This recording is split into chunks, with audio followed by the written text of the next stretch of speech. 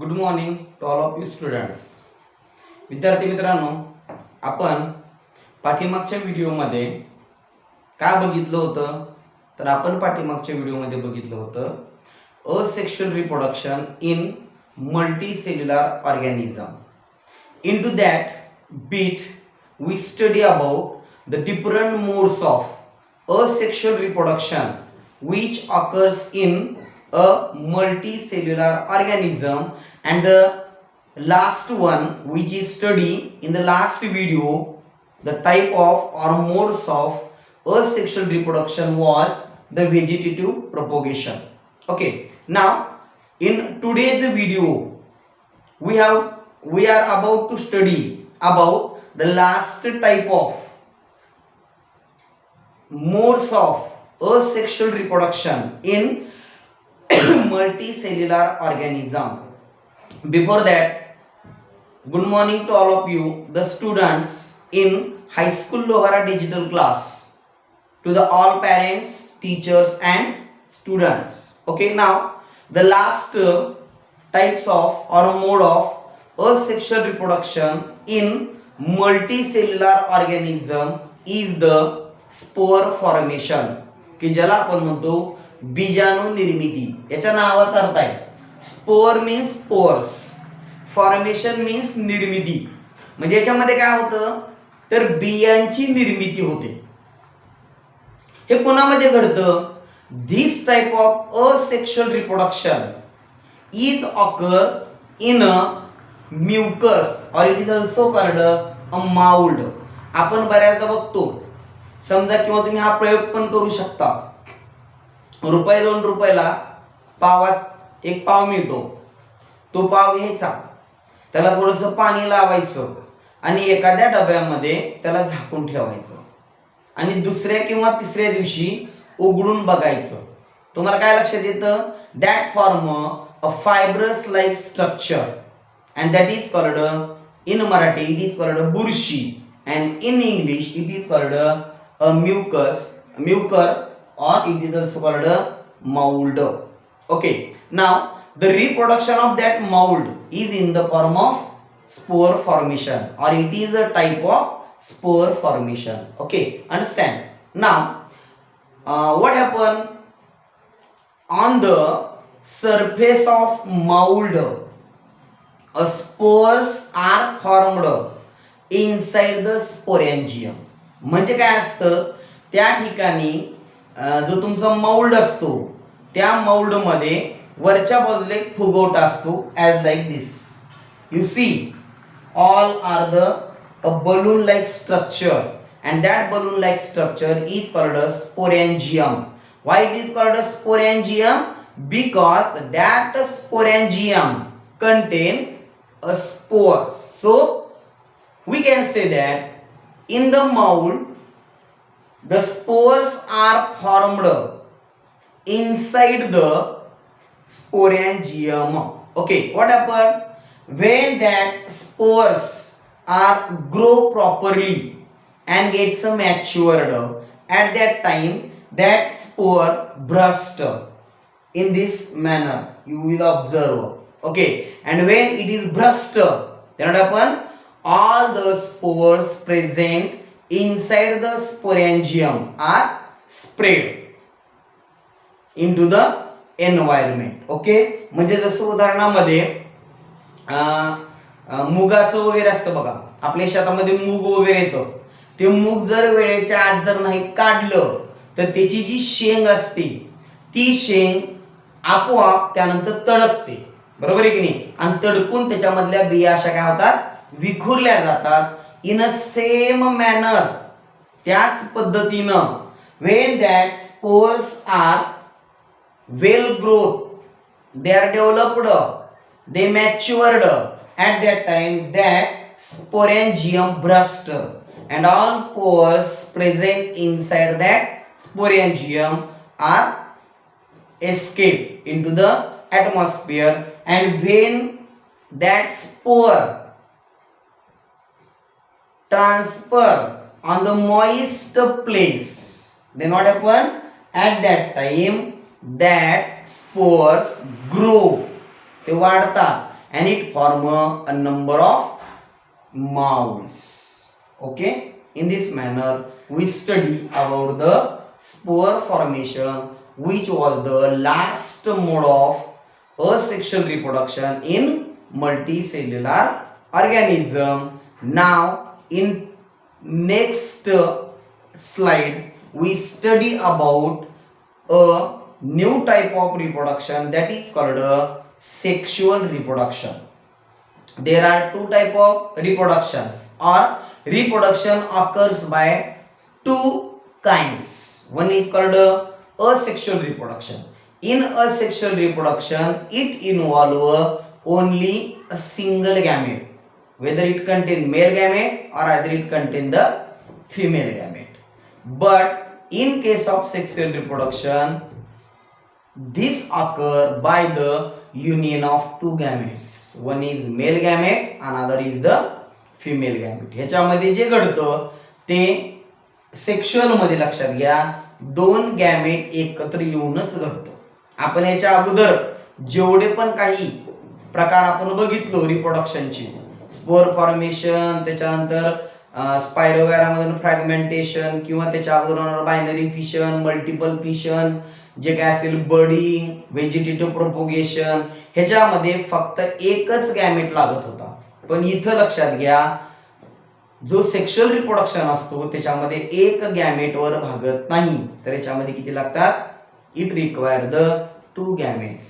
One is called male gamete, another is called female gamete. In this manner, sexual reproduction involve two gametes, or one is called male gamete, another is called female gamete. Okay, what happened after that?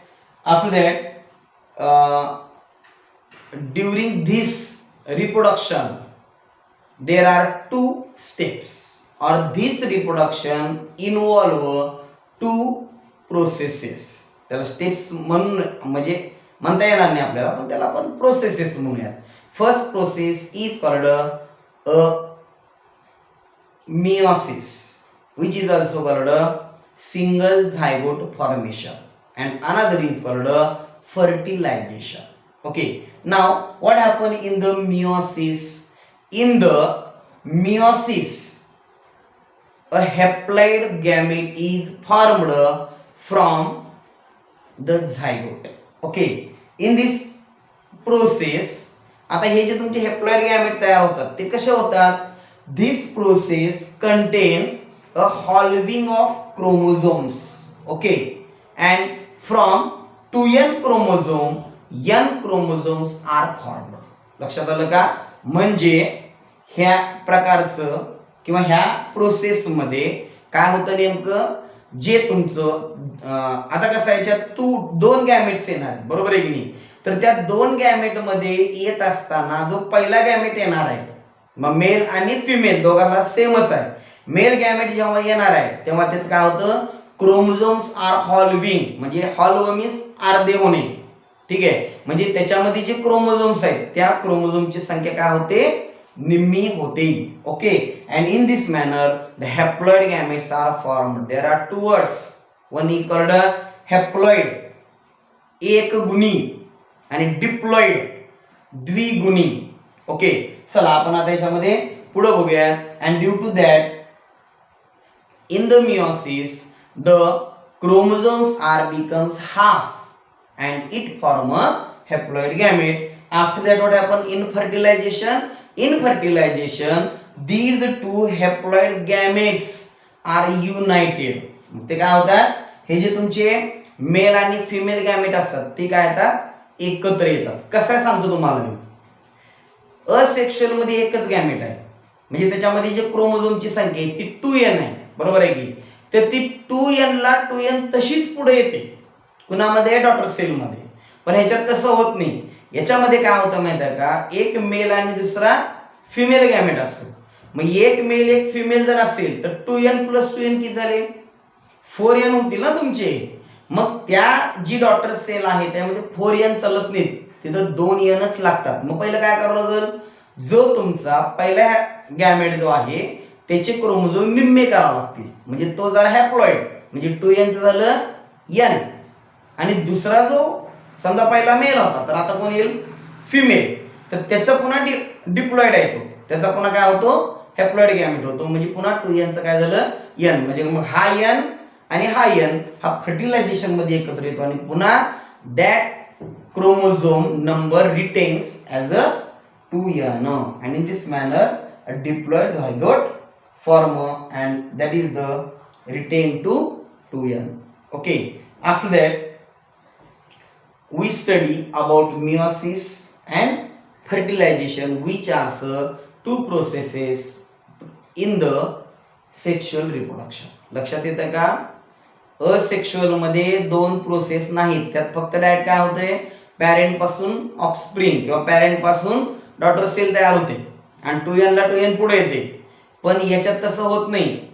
Sexual मध्ये पहिल्यांदा जे तुमचे 2n chromosome आहे ते निम्मे होतात, म्हणजे n होतात, मग मेलचा पण n होणार फिमेलचा पण n होणार आणि ते दोन n एकत्र येऊन पुन्हा काय होणार 2n होणार का?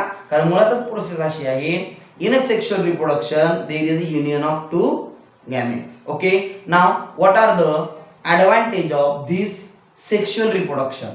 मग आता ही जी तुमची प्रोसेस झाली meiosis means haploid gamete formation आणि फर्टिलायझेशन, ह्याच्यामुळं याच्यामध्ये कॅरेक्टरिस्टिक्स काही पुढे येतात की जे आपण आता नोट्स मध्ये या ठिकाणी घेतलेलं आहे. ठीक आहे, मग आपण बघूयात आता नेमकं ह्याच्यामध्ये काय होतं.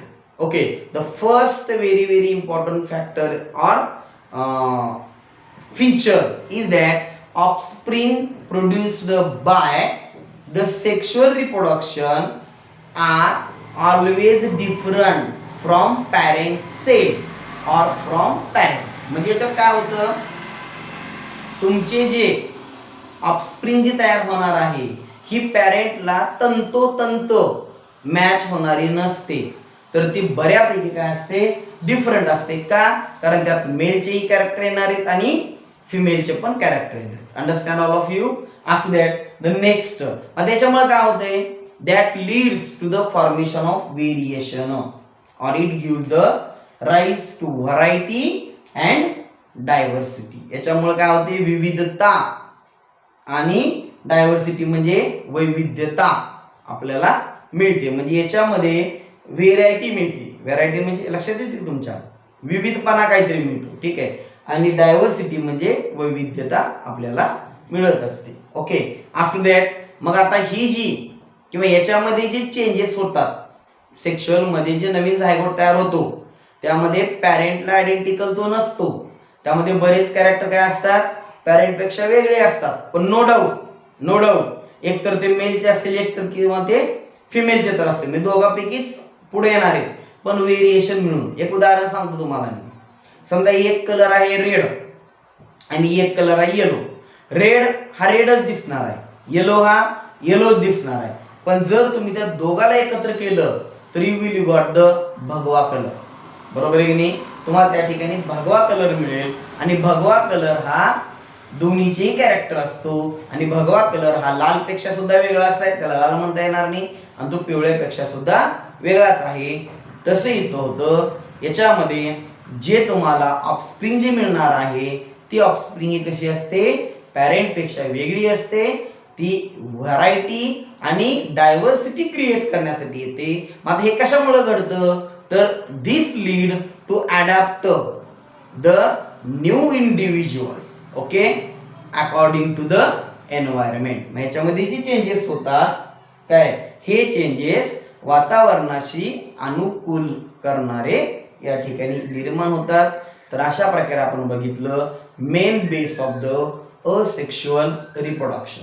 ओके, सो सर्व विद्यार्थ्यांना माझी अशी विनंती आहे की तुम्ही या व्हिडिओ बद्दल कमेंट जरूर करा, कारण तुम्ही केलेली कमेंट म्हणजे तुम्ही व्हिडिओ पाहत आहात ह्याची एक अटेंडन्स आहे, ही एक उपस्थिती आहे.